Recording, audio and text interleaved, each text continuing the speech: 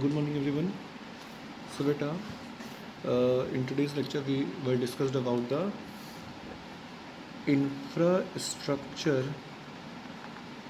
infrastructural,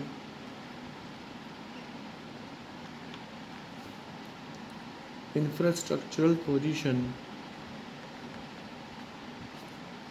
on the eve of independence.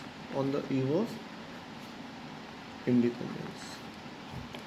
कि sir infrastructure की क्या पोजीशन थी on the time of independence. बेटा we already discussed about the कि our Indian economy is so backward during the time of independence. So all the infrastructural facilities, all the types of sectors in the economy, all the parts which is distributed in this chapter like agriculture, foreign trade and demographic profile is backward. All the sectors is backward. And we already discussed about their reasons कि sir वो backward क्यों हुआ करते थे. And most important thing is agriculture कि why is agriculture is so backward on the time of independence. But in today's lecture we will discuss about the infrastructural position on the eve of independence. The main motive of this video is that the infrastructural position on the eve of independence, sir, is developed through Britishers. Sir Britishers के through ये infrastructure facilities sir क्या हुई, ये infrastructure facilities बेटा developed हुई through Britishers. Is that clear? Yes. क्या क्या infrastructure facilities थी जो ब्रिटिशर्स के आने के बाद आई बेटा? It's called roads. It's called roads. बेटा road constructed in India during the British rule were built primarily for the purpose of mobilising the army within India. बेटा पहले सबसे मेन मोटिव था रोड बनाने का कि सर जो हमारी आर्मी है वो मूव कर सके from one place to another. And the another purpose is that for the construction of road is that to drawing out raw material from the countryside to the nearest railway station. मतलब जो सब nearest railway station तक वहाँ तक हम लोग material पहुंचा सकें थ्रू रोड. तो सर ये डेवलप्ड ही तो हुआ है. ब्रिटिशर्स के आने के बाद रोड कंस्ट्रक्ट हुई, सर डेवलप्ड ही तो हुआ है. Next point is railway. Next point is railway sir. So what is the role of railway on the eve of independence? So बेटा Britishers introduce railway. Britishers introduced railway in 1850. Note down the date. In 1850, Britishers set up the railway. But it was an important contribution by the British in India. Sir important contribution था जो Britishers ने हमारी country में दिया sir railway. Sir और सारे reason तो backward थे ना कि हमारे सारे सेक्टर्स बैकवर्ड हुआ करते थे. But railways is the important contribution by the Britishers. बेटा ब्रिटिशर्स ये रेलवे की हेल्प से the people to travel long distance and break geographical and cultural barriers. जो जोग्राफिकल और कल्चरल सर जो जोग्राफिकल और कल्चरल बैरियर्स है सब वो ख़त्म हुआ through railways. It fostered commercialisation of Indian agriculture. Sir commercialisation of crop भी पॉसिबल हो पाई थ्रू रेलवेज. इफ़ रेलवेज ना होते तो ये कमर्शलाइजेशन ऑफ क्रॉप भी पॉसिबल ना हो पाता. नेक्स्ट बेटा next point is infrastructure structural position में नेक्स्ट पॉइंट है sir air and waterways. Air and water transport. So with the help of air and water transport, we transport the goods from one country to another country. These were developed to enhance infrastructure. बेटा इनको बनाया गया infrastructure को enhance बढ़ाने के लिए बनाया गया सर इन एयर और वाटरवेज को. सर किसने बनाया? ब्रिटिशर्स ने सेटअप करा बेटा. And the next point is communication. Next point is communication beta. So what mean by communication? Communication is just like post and telegraph. Post and telegraph were the most popular and widely used means of communication. So post and telegraph most popular और widely used means of communication हुआ करता था on the time of independence. On the time of sir independence. So independence time पर ये communication और post and telegraph most popular हुआ करते थे. सर ये कुछ पॉइंट्स हैं इंफ्रास्ट्रक्चर पोजीशन की during the time of independence. Sir ये डेवलप्ड हुआ है. ब्रिटिशर्स ने सर सबको एक्सप्लॉइट करा है including agriculture, foreign trade, industry, occupational structure, but infrastructure is out excluded from them. Sir infrastructure क्योंकि डेवलप्ड हुआ है किससे सर? ब्रिटिशर्स के आने की वजह से. And the last topic sir foreign trade और ऑक्यूपेशनल स्ट्रक्चर. बेटा read this out foreign trade and occupational structure. If you have any doubt in occupational and foreign trade then you can ask me whenever you want to ask. You can text me. Okay, so the last topic is sir, last and most important topic of this chapter is sir, was there is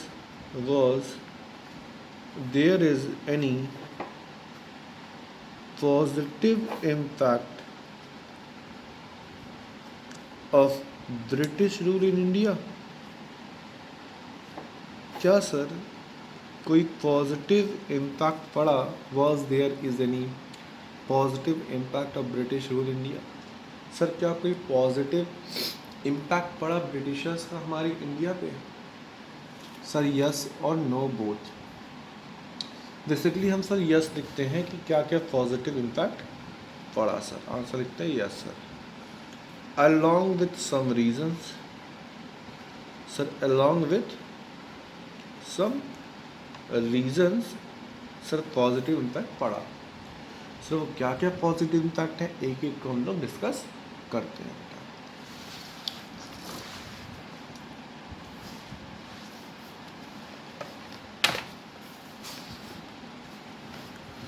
sir first one is commercialisation of agriculture. Sir आपने तो कहा था ये demerits हैं, but यहाँ पे positive impact क्यों लिख रहे हैं सर? तो बेटा with the help of commercialisation of agriculture farmers shift up from self sufficiency of farming. It means farmers shift up from food crops to cash crops. सिर्फ वो अपने कंजप्शन के लिए प्रोडक्शन नहीं कर रहा है, but along with consumption they also their crops use for as a sales. हाँ भाई बात समझ रही जी सर. सर अभी एक पॉइंट डिस्कस करा sir, development of infrastructure. Development of infrastructure. Sir infrastructure developed हुआ ब्रिटिशर्स के आने के बाद. Most important is railway, and railway is introduced in 1850. 1850 में रेलवे इंट्रोड्यूस करा गया sir.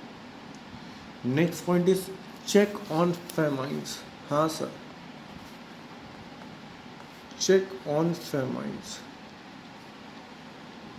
Sir developed means of transport and communication. Sir means of transportation की वजह से गुड्स सर ट्रांसपोर्ट हो सकता है from one place to another. if there is any deficiency in production or crop or food grains, if there is any deficiency of crop and production in any state, then from the another state where the crop is in surplus, the goods can be moved from surplus states to deficit states. Sir हम उन state से crop को move करेंगे, food grains को transfer करेंगे जहाँ पे extra production हुआ है, in those areas where the production is in deficit through transportation. Sir जो फेमिन्स मतलब जो लोगों को खाने की कमोडिटीज़ नहीं मिलती थी, भुखमरी हम लोग जिसको कहते हैं हिंदी में, सर वो सॉल्व हो गई। Sir through Britishers fourth point है सर, हमने सीखा monetary system of exchange rate. Sir पहले तो बार्टर सिस्टम हुआ करता था, but after the rule of Britishers we adopted monetary system of exchange rate. British rule helped Indian economy to shift from barter मतलब commodity to commodity exchange system to monetary system of exchange. People learn to understand the use of money as a unit of value and a store of value. And the last point is, fifth point is effective administration.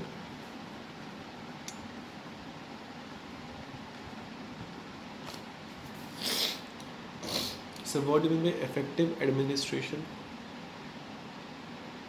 The British government followed an effective and efficient administration setup, which left a legacy of effective work culture.